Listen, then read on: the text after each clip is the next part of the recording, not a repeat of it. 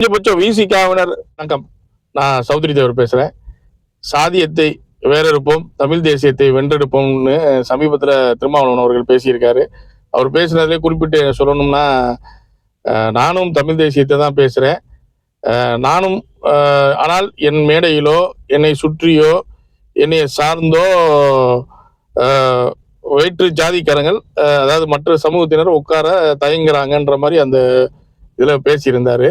ஒரு கட்சியிலேருந்து இன்னொரு கட்சிக்கு போறாங்க, அந்த ஒரே கொள்கைப்பாடு உள்ளவங்க போறாங்க, அவங்க கூட என் தலைமையை ஏற்றுக்கொள்ள தயங்குகிறார்கள்னு அவருக்கு இது சொன்னனால அவர் குறிப்பிட்டு சொல்ல விரும்புகிறேன். கடந்த வருடம் பிப்ரவரி மாதம் அவரை நான் ஒரு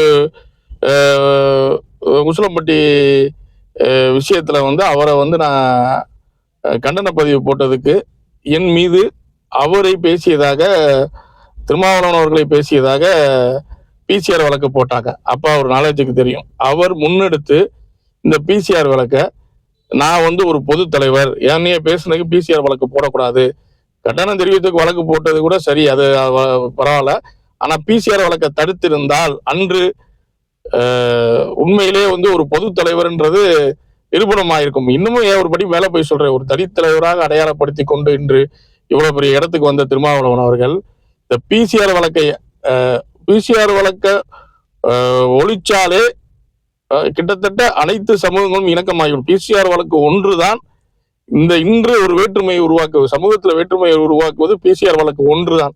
அப்படிப்பட்ட பிசிஆர் வழக்கை, அதுவும் திருமாவளவன் அவர்களை பேசியதாக அவரை சாதியாக அடையாளப்படுத்தி அந்த வழக்கு போட்டார்கள் விசிகாவினர். அன்று அந்த அவர்கள் கட்சி சார்ந்தவர்களை அவர் இந்த விஷயத்தில் தடுத்து நிறுத்தி, அந்த பிசிஆரை தடுத்து நிறுத்தி இருந்தால் அன்று அவர் பெயர் ஒரு பொது தளத்தில் ஒரு தலைவராக நிரூபிக்கப்பட்டிருக்கும். ஆனா அவரை பேசுறதுக்கே பிசிஆர் போட்டு அவரையே சாதி அடையாளப்படுத்தி அன்னைக்கு கட்சிக்காரங்க காட்டினதை அவரும் அமைதியாக வேடிக்கை பார்த்துட்டு, இன்னைக்கு என்னை சுத்தி இருக்க மாட்டேங்கிறாங்க, என் கட்சியில வர மாட்டேங்கிறாங்க அப்படின்னு சொன்னா, அப்ப இது எப்படி ஏற்றுக்கொள்ளப்படும்?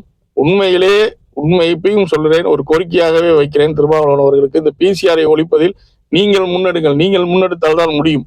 பிசிஆரை ஒழித்து அனைவரையும் சமமாக்க நீங்க முன்னெடுத்து, ஏன்னா இன்னைக்கு சமமா தான் இருக்கும். யாரையும் அதிகாரப்படுத்தவோ யாரும் இது பண்ணவோ இன்னைக்கு சூழ்நிலை கிடையாது. இன்னைக்கு சட்டம் அனைவருக்கும் சமம்ன்ற பட்சத்துல, ஆனால் பிசிஆர் வைத்துக்கொண்டு பொய் வழக்குகள் நிறைய பிசி எம்பிசி மக்கள் மீது போடுவது, வன்னியரசு போன்ற அமைச்சராக இருந்து கொண்டே ஆணவ கொலை தடை சட்டம் கேட்பது, அதாவது சட்டங்களை மீறி சட்டங்களை மீறி பிசி எம்பிசி மக்களை மேலும் அவர்களை எப்படி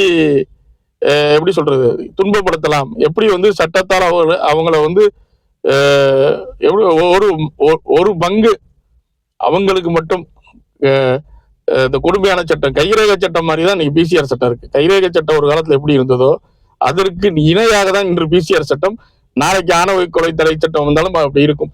இப்படிப்பட்ட சமூக வேறுபாடுகளை திருமாவளவன் களைய வேண்டும் என்று அவர் கோரிக்கை வைக்கிறார். பின்பு பாருங்கள், பின்பு உங்களுக்கு மாற்றத்தை உங்களிடம் திருமாவளவன் ஆரம்பித்தால் கண்டிப்பாக மாற்றம் திருமாவளவன் அவர்களை தேடி வரும் என்று நான் உறுதியாக கூறுகிறேன். ஏன்னா எங்களுக்கு பகைமை வளர்க்குவது எங்கள் நோக்கம் அல்ல.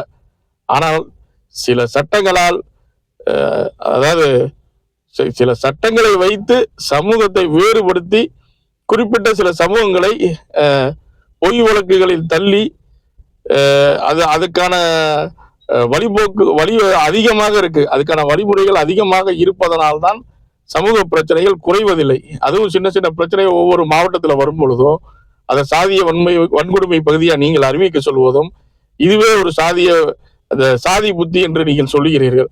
சரி, அது ஒவ்வொரு சாதி கூட இருக்குன்னு கூட ஒத்துக்கலாம். அதை களைவதற்கு நம்ம என்ன செஞ்சோம்? அந்த சாதி புத்தியை நம்மள இருந்து எடுக்கிறதுக்கு நம்ம என்ன செஞ்சோம்? நம்ம என்ன முன்னெடுத்தோம்?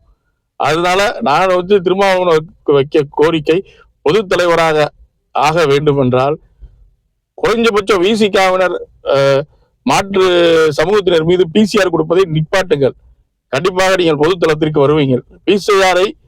பிசிஆர் சட்டத்தை நீக்க நீங்கள் முன்னெடுங்கள். கண்டிப்பான முறையில் நீங்க நினைக்கும் மாற்றம் வரும். நன்றி, வணக்கம்.